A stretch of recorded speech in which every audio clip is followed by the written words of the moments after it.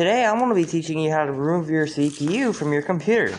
So look, you see, if you stick your crowbar in here, you kind of just give it a nice kick.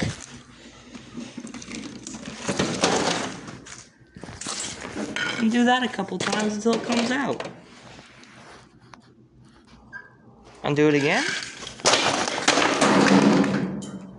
And look at that. That's how you effectively move your CPU cooling fan. Now you can just take your CPU out.